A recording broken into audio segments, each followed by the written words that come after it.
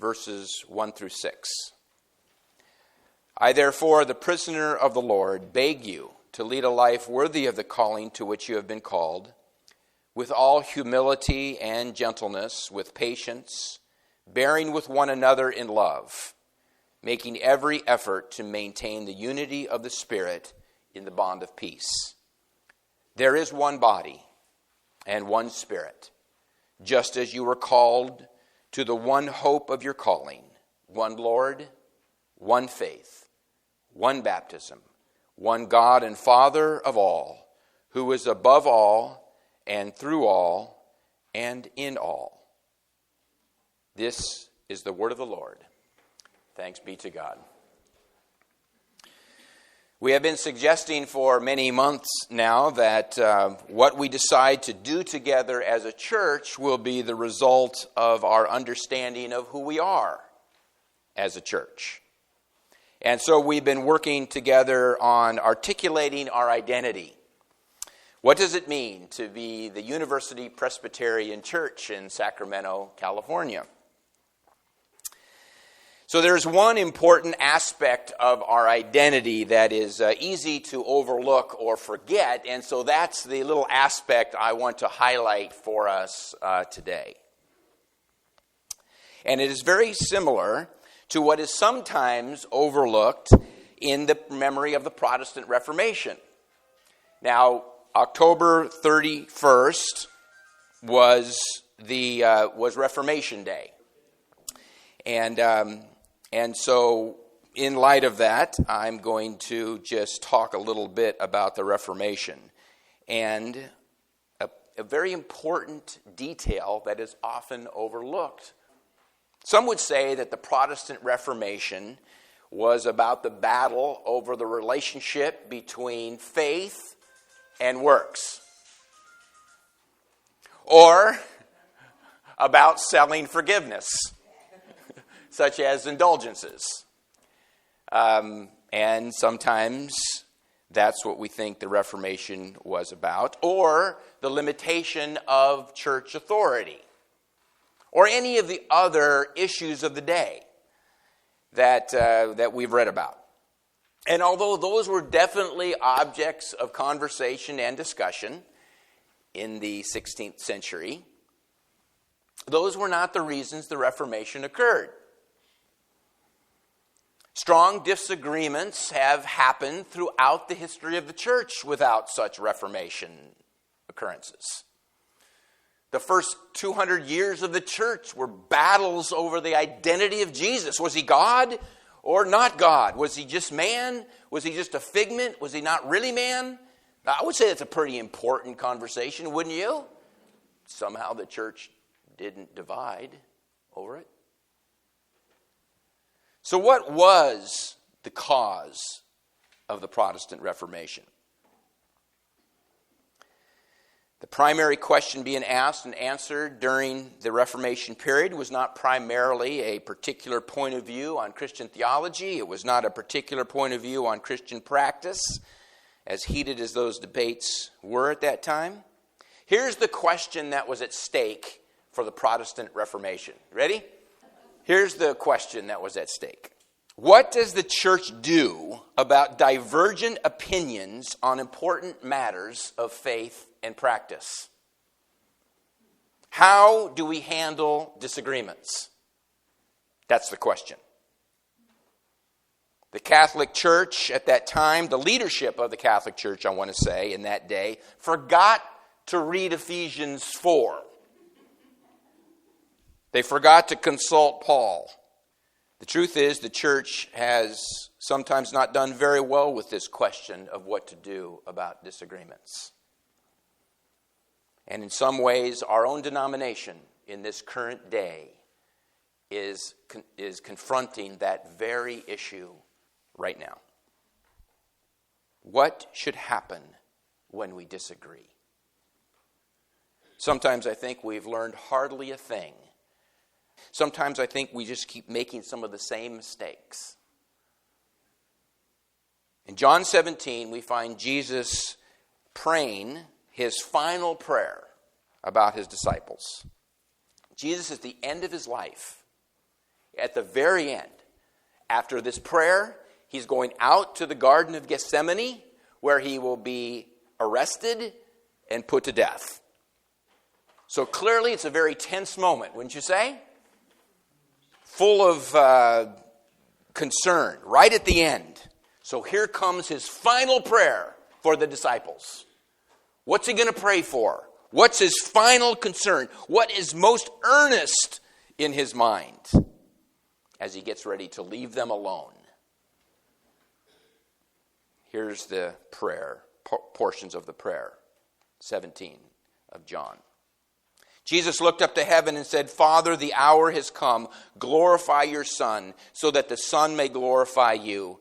Since you have given him authority over all people, I have made your name known to those whom you gave me from the world.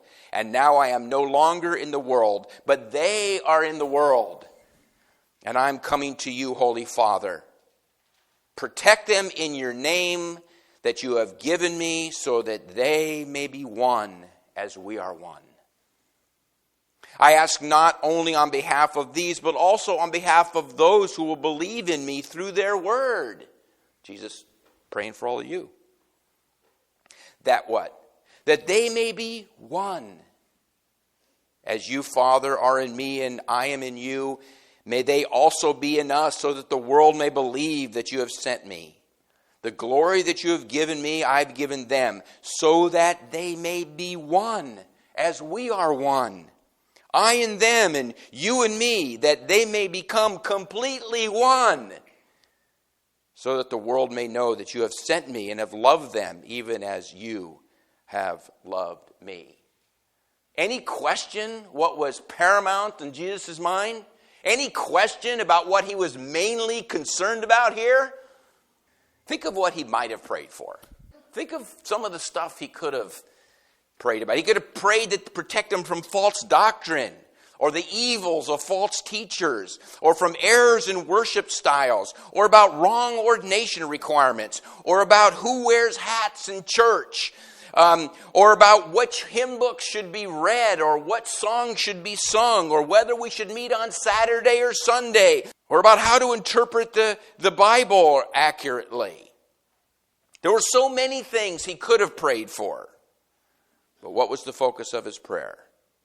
Something much more important than a particular view on an issue. What was it? Their unity, their oneness. Their oneness. And why? Because he says no one will be able to see or hear the message without it. Maybe he knew. Well, he'd been with these guys for 3 years. They'd been disagreeing like crazy. Maybe he knew what was going to happen. Maybe he realized that we would disagree on many, many things as we move forward in the world. And these disagreements would put his message at risk, so he prays for their unity. And without question, the disunity and disharmony in the Christian church throughout the centuries has hurt the message of God's love, hasn't it? What would help people, here it is, what would help people see God's love and compassion for them? What would it be? Would it be their correctness, their piety, their orthodoxy? All those things are important, but no, wouldn't be that. It'd be their unity. That's what it would be. And Paul's words, their unity of spirit in the bond of peace. When you look at the Reformation, you forget, or many people sometimes forget, that Martin Luther never wanted to leave the Catholic Church. He didn't. How could he? He refused to leave.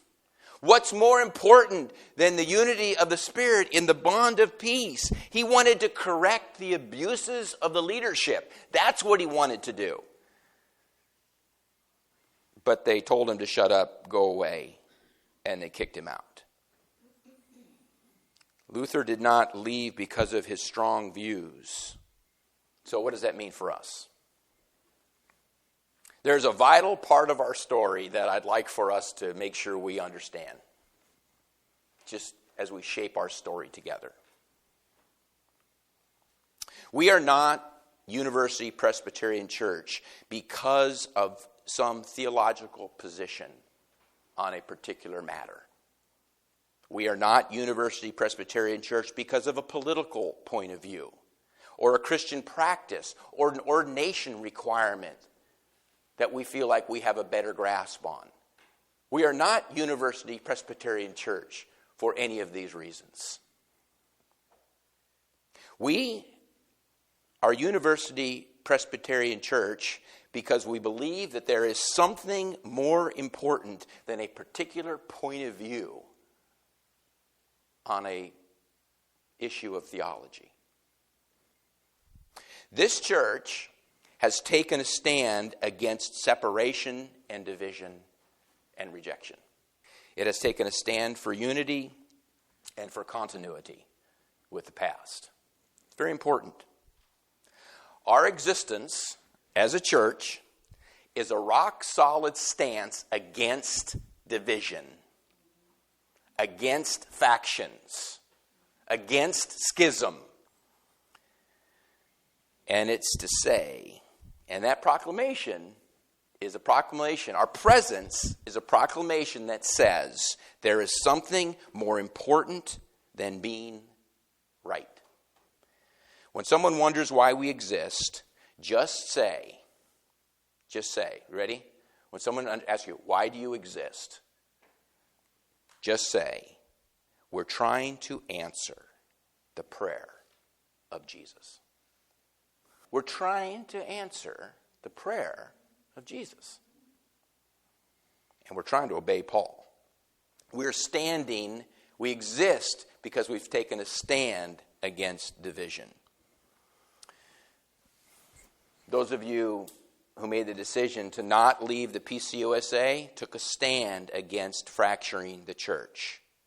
You said, we will not separate from the PCUSA, from the larger community. And that's more important than what anybody thinks on any of the particular issues of our day.